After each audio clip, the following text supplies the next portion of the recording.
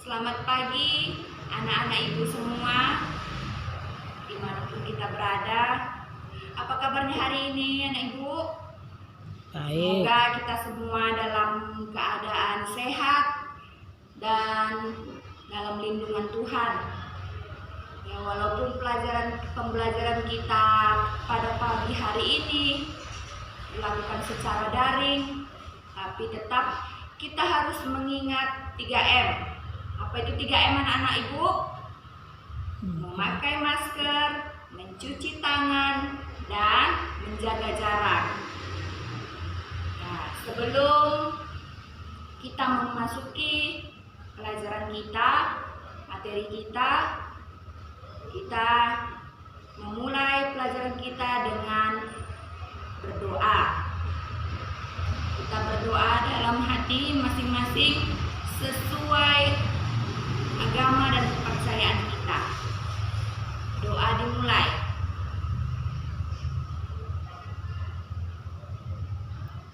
Doa selesai. Ya, pada pagi hari ini kita akan memasuki pelajaran dengan judul Hidup Rukun Antar Umat Beragama. Sebelumnya, Ibu mau tanya, apa yang dimaksud dengan hidup rukun? Coba kamu tulis di catatan kamu, hidup rukun itu seperti apa? Hidup rukun itu bisa saling menghormati, saling menyayangi antar sesama. Hidup rukun itu juga menimbulkan keharmonisan, kedamaian, ketentraman dalam kehidupan kita sehari-hari. Nah, hidup rukun antar umat beragama itu maksudnya di situ adalah kita memiliki rasa rukun, rasa damai kepada teman kita yang berbeda agamanya dengan kita. Contoh, ibu beragama Nasrani, ibu hidup rukun dengan teman ibu yang beragama Islam, atau teman ibu yang beragama Hindu atau Buddha. Jadi hidup rukun itu tidak hanya sesama yang sama agamanya, yang sama kepercayaannya, tapi juga yang berbeda. Itulah yang dikatakan hidup rukun antar umat beragama. Apa manfaatnya ibu hidup rukun itu? Iya, manfaatnya adalah kita mempunyai rasa toleransi yang tinggi kepada sesama kita yang berbeda agama. Jadi contohnya saat ibu sebagai beragama Nasrani yang merayakan Natal, nantinya di bulan 12 ibu akan merayakan Natal. Tentunya teman ibu atau tetangga ibu di sekitar ibu yang berbeda agamanya dengan ibu pastinya akan hidup rukun sesama beragama. Mereka akan menghargai ibu untuk merayakan hari besar agama ibu. Begitu juga dengan tetangga ibu. Contoh, tetangga ibu yang muslim atau yang beragama Islam. Pada saat mereka merayakan hari raya Idul Fitri, ibu akan menghargai mereka merayakan hari besar mereka. Dengan cara apa? Boleh dengan saling bersilaturahmi, menjalin hubungan, boleh untuk datang ke rumahnya, boleh untuk sama-sama merayakan hari besarnya. Jadi ibu pastinya tidak akan mengganggu mereka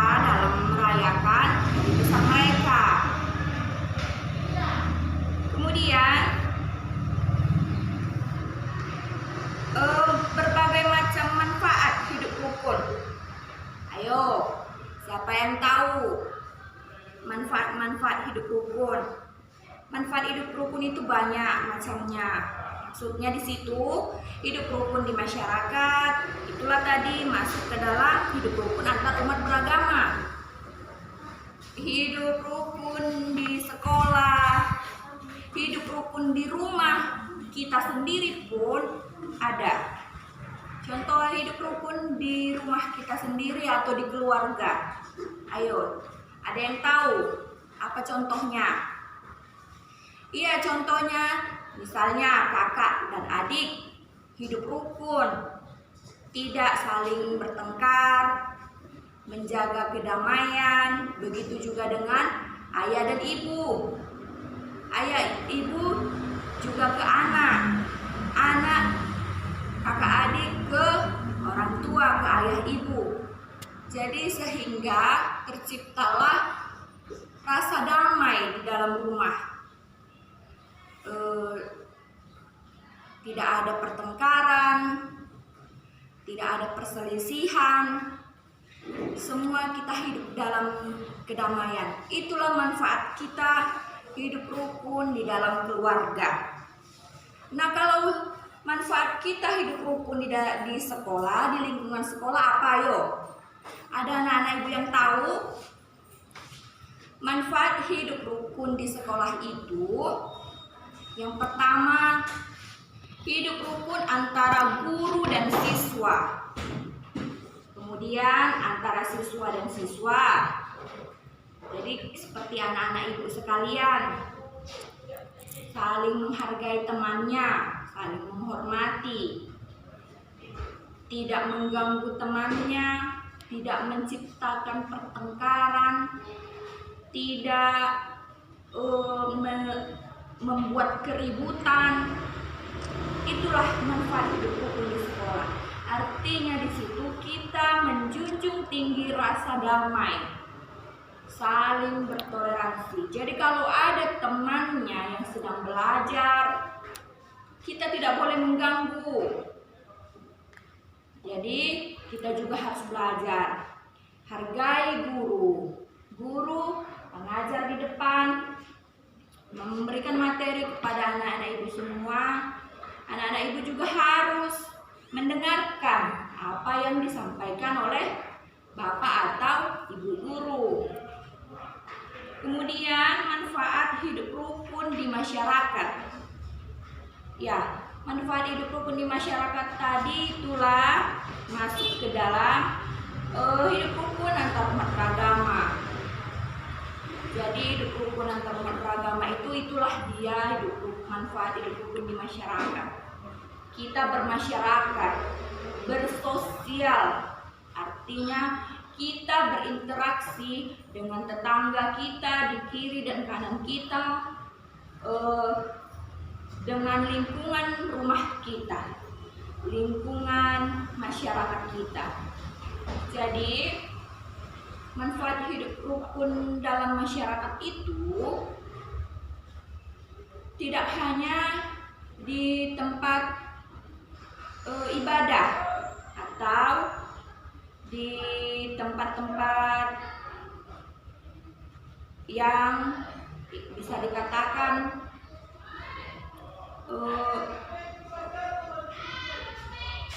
hidup rukun itu di masyarakat, bisa juga dengan saling bekerja bakti, membersihkan lingkungan sekolah,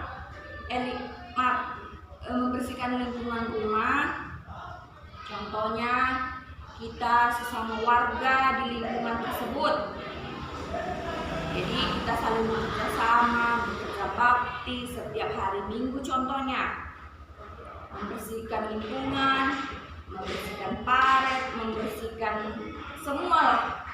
Nah, jadi kalau bapak-bapaknya membersihkan lingkungan, ibu-ibunya menyediakan minuman, makanan, dan kita semua boleh juga membantu, boleh membantu membersihkan juga, boleh membantu ibu juga menyiapkan makanan dan minumannya.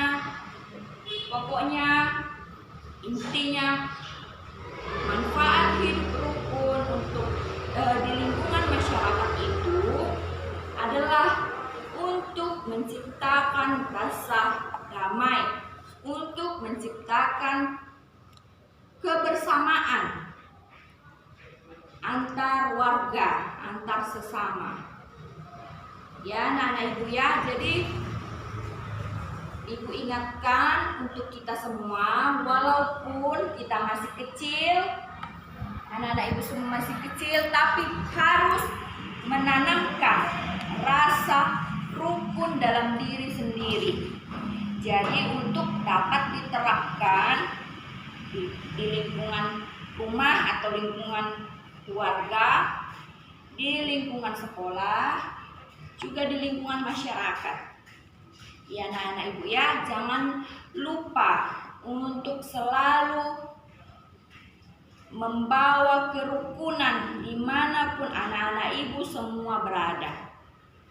Jadilah pribadi yang baik, yang menjunjung rasa kedamaian. Jauhkan semua pertengkaran, keributan, dan lain sebagainya. Kemudian ibu mau tanya dulu, apa contoh lain dari hidup rukun? Contoh lainnya selain yang ibu sebutkan tadi, ada? Coba itu nanti akan menjadi tugasmu di buku catatan. Kamu buat contoh masing-masing hidup rukun di lingkungan rumah, di lingkungan sekolah, juga di lingkungan masyarakat. Kemudian kamu juga buat contoh hidup rukun antar umat beragama. Kamu boleh ceritakan. Misalnya, kamu beragama apa? Apa pengalamanmu hidup rukun dengan sesamamu yang berbeda agamanya? Ya, itu menjadi tugas kamu ya anak-anak ibu ya. Kamu buat di catatan. Kemudian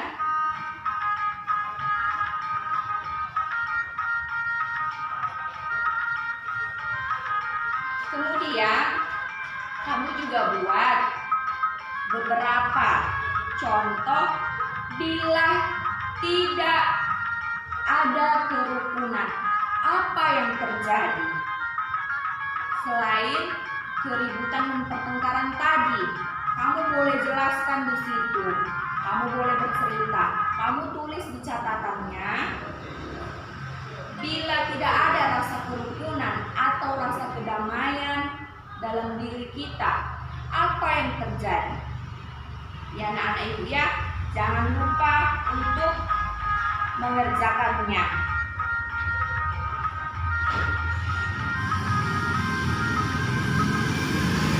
Ya, jadi untuk pertemuan kita selanjutnya, ibu nanti akan koreksi, akan nilai apa yang sudah kamu kerjakan. Bila ada anak-anak ibu sekalian yang belum memahami, nanti kita akan informasikan kembali, atau ibu akan informasikan kembali kepada kamu apa yang menjadi tugas kamu yang baru saja ibu berikan. Ya, demikian pelajaran kita atau materi kita pada pagi hari ini. Semoga anak-anak ibu semua mengingat tugasnya. Yang pertama, yang kedua, walaupun kita belajar secara daring, ibu tetap mengingatkan anak-anak ibu sekalian untuk tetap belajar di rumah. Ya anak-anak ibu, karena kekurangan kita untuk tidak berjumpa tidak menjadi penghalang untuk kita tetap belajar. Kemudian yang ketiga, Ibu ingatkan kembali untuk menjaga kesehatannya, mengikuti protokol kesehatan di masa-masa pandemi sekarang atau pandemi saat ini, agar kita dijauhkan dari segala sakit penyakit. Untuk kedepannya agar kita bisa berjumpa kembali tatap muka lagi. Ya anak-anak Ibu ya. Demikian pelajaran kita atau materi yang Ibu sampaikan pada pagi hari ini. Semoga anak-anak Ibu semua bisa melaksanakan yang baru saja Ibu berikan.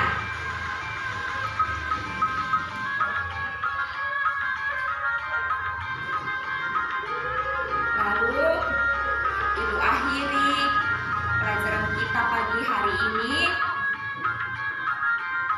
kepada anak-anak Ibu untuk mengingat selalu pesan yang Ibu sampaikan atau pesan yang disampaikan oleh pemerintah kita. Ingat 3M: menjaga jarak, memakai masker, juga mencuci tangan, agar kita dijauhkan dari segala penyakit yang ada pada saat ini. Terima kasih untuk anak-anak Ibu sekalian sudah mendengarkan penjelasan yang Ibu sampaikan pada pagi hari ini.